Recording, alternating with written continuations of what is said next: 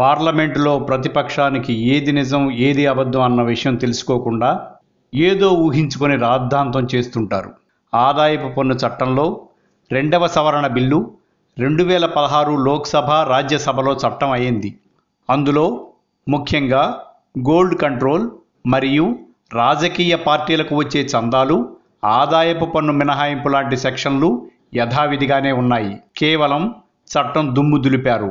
పన్ను ఎగవేతపై అధిక పెనాల్టీలు, నల్ల డబ్బును గ్రామీణ కళ్యాణ్ యోజనకు ఖర్చు పెట్టడం లాంటివి జత చేశారు.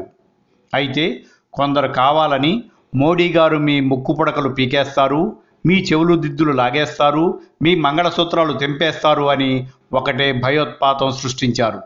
ఆ తరువాత అమ్మల్లారా అక్కల్లారా, మీ అమ్మలు అమ్మమ్మలు బంగారం గురించి అడగం, కానీ మీ ఆయన కొన్న బంగారం 1 కేజీ దాకా కూడా అడగం. కాకపోతే కడ్డీలు, బిస్కెట్లు, ఇటుకలు ఇలాంటివేమైనా బంగారం రూపంలో ఉంటే లెక్క చెప్పండి ప్లీజ్ అని ప్రభుత్వం బ్రతిమాలేదాకా మహిళా లోకం శాంతించలేదు. దరిమిలా నవంబర్ 8వ తారీఖు తర్వాత ఇప్పటిదాకా ఒక్క హైదరాబాద్లో అమ్ముడైన బంగారం 2600 కోట్లు మాత్రమే.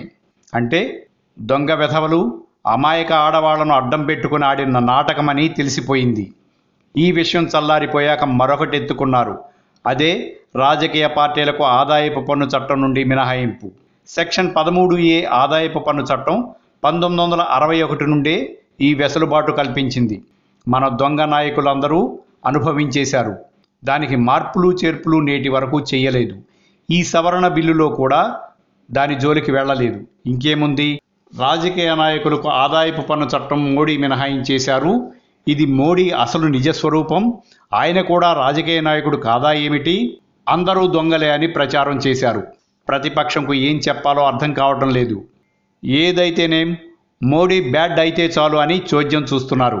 నిజానికి మోడీ గారు తన స్వపక్షం బీజేపీను ముందుగా, స్వచ్ఛందంగా, ఆదర్శవంతంగా తమ నాయకుల బ్యాంక్ అకౌంట్లలో నవంబర్ 8 తరువాత లావాదేవీలు ప్రకటించమని చెప్పిన సంగతి తెలిసిందే. ఇంకా అందరిలాగే డిసెంబర్ 30వ తారీఖు వరకు తమ వద్ద ఉన్న 500, 1000 నోట్లు బ్యాంకులో రాజకీయ పార్టీలు జమ చేసుకోవచ్చు. అలాగే 500, 1000 నోట్ల రాజకీయ పార్టీలు విరాళాలుగా నవంబర్ 8వ తారీఖు తర్వాత స్వీకరించరాదు. అలాగే 20,000 దాటిన విరాళాలు చెక్కు రూపేణా మాత్రమే ఉండాలి. అంతకన్నా తక్కువ మొత్తాలు కూడా రిజిస్టర్లో స్పష్టంగా నమోదు చేయాలి. అన్ని అకౌంట్స్ బుక్స్ ఆడిట్ చేస్తారు. అన్ని అకౌంట్స్ పరిశీలిస్తారు. నవంబర్ 8 తర్వాత అకౌంట్లో వాపులు ఏమైనా కనపడితే చికిత్స చేస్తారు.